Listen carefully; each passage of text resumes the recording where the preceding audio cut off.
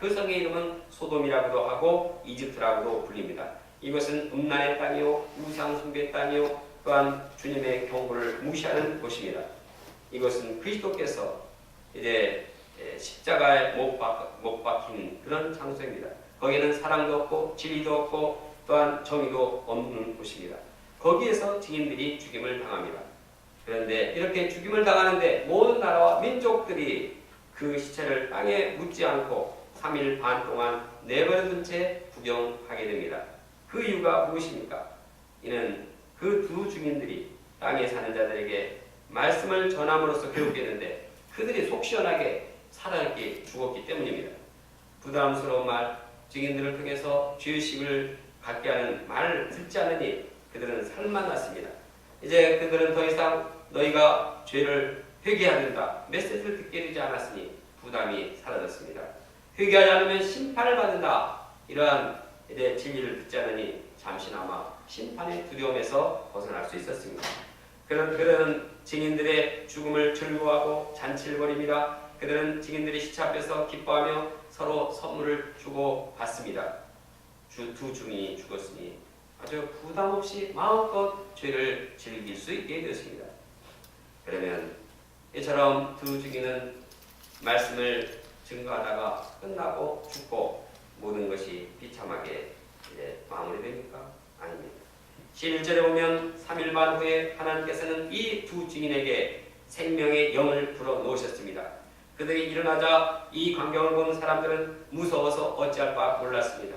예수님이 십자가에 죽으시고 사흘 만에 부활하신 것처럼 교회도 이제 죽은 자 가운데서 사흘 만에 다시 일어납니다. 새로운 안전의 역사가 시작됩니다.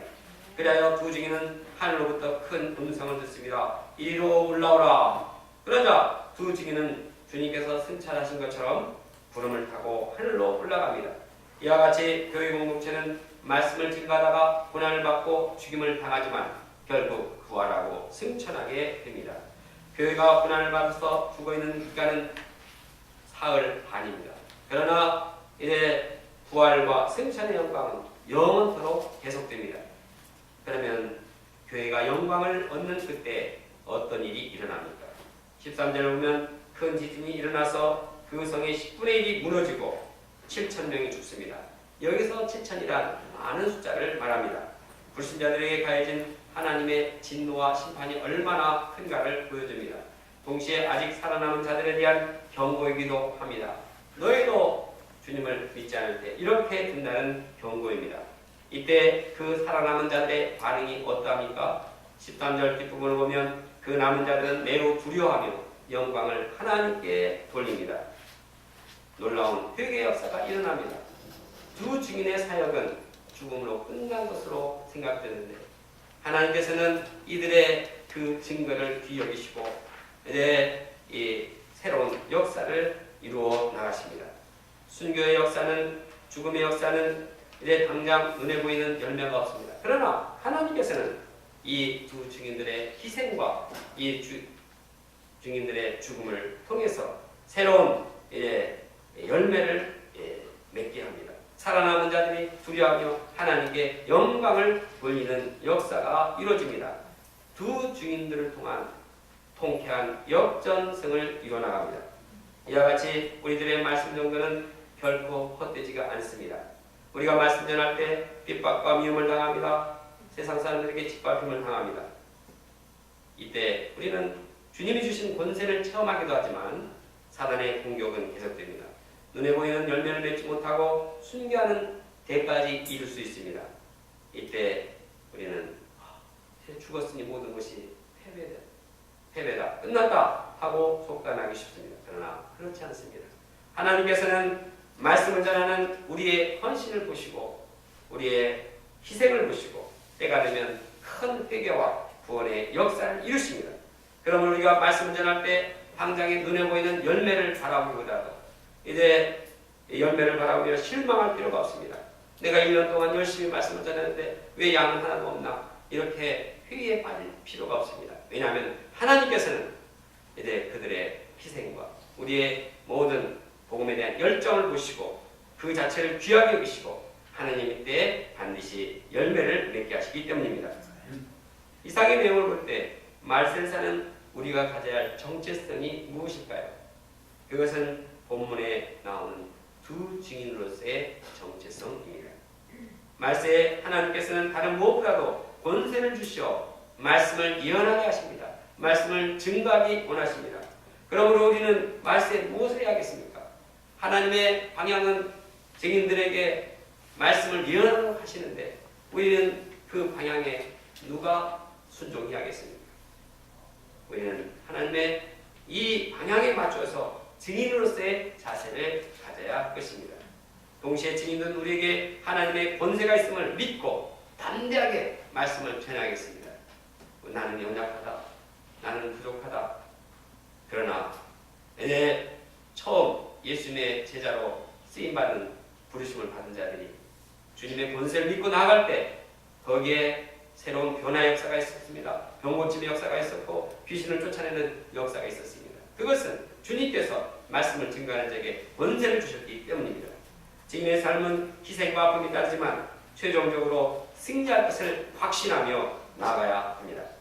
그러면 우리가 증인으로서의 사명을 어떻게 잘 감당할 수 있을까요? 사실 이 땅에서 증인으로서의 사명을 감당하는 것이 그렇게 쉽지 않습니다. 우리가 말씀을 증거할 뿐만 아니라 또한 증거해야 되는데 말씀 증거뿐만 아니라 해야 할 일이 너무너무 많습니다.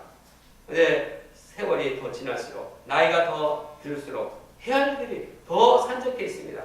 실제적으로 말씀을 증거해야 되는데 마음의 여유가 이제 생기지가 않습니다. 시간적인 제약도 있고 한계도 있습니다. 또한 말씀을 받아들인 자의 수용력도 과거보다 훨씬 떨어지기 때문에 정말 말씀 전할 맛이 안 납니다. 말씀을 전하는 사람들로부터 외면당합니다. 그래서 말씀을 전하기도 싫어합니다. 그들이 이상한 눈을 봅니다. 무시하고 조롱합니다. 이런 가운데서 우리가 어떻게 증인으로서의 사명을 감당할 수 있을까요? 첫째로 하나님의 증인으로서의 자부심을 가져야 합니다. 나는 하나님의 말씀을 증거하는 자다. 분명한 자부심이 있어야 합니다. 하나님께서는 말씀 증거자를 귀히 여기십니다. 그래서 말씀 증거자들에게 권세를 주십니다. 비를 내리게 하고 비를 내리지 못하게 하는, 물이 피로 변하게 하는 이러한 큰 권세를 누구에게 줍니까? 말씀을 증거하는 자들에게 줍니다.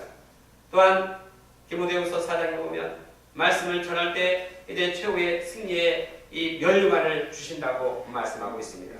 그러므로 말씀 증거자야말로 가장 영광스러운 존재가 됩니다. 이러한 증인으로서의 자부심이 있기 때문에 우리는 여러 가지 어려움을 이기고 이제 도전할 수가 있습니다. 우리가 자부심에 대해서 이해를 하기 위해서 성탄절 때 본 블랙이라는 영화를 잠시 생각해 봅니다. 거기에는 어릴 때부터 듣지도 못하고 보지도 못하는 미셸이라는 이제 어린 딸 아이가 등장합니다. 그는 부잣집 딸이었지만 눈이 보이지 않고 듣지 못하니까 정말 야수처럼 막 보이는 거 그냥 보이지 않죠.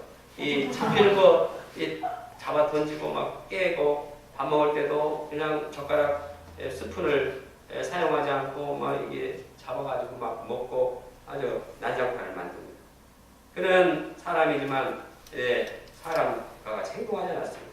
한편에 물질 자립조차 못하는 알코올 중독자인 샤이라는 사람이 등장합니다. 그는 미셸의 교사가 되어서 짐승처럼 생활하던 미셸을 사람답게 변화시킵니다. 마침내 그녀가 대학을 졸업하도록 놀라운 변화의 기적을 만들어냅니다. 이렇게 되기까지 거기에는 여러 가지 어려움이 닥쳤습니다. 미셸은 학생이라고 하는데 도대체 이제 말을 듣지 않습니다. 선생 취급을 하지 않습니다. 아주 난폭하게 막 대합니다. 미셸의 부모가 샤이 교사를 해고시켜서 집에서 나가라고 합니다. 그럼에도 불구하고 샤이 교사가 이를 극복할 수 있던 힘이 무엇입니까? 나는 그녀의 교사다 하는 자부심이었습니다. 샤이는 미셸에게 자기가 희쳐 계속 교사인 것을 이제 가르치고 또 그렇게 부르도록 했습니다.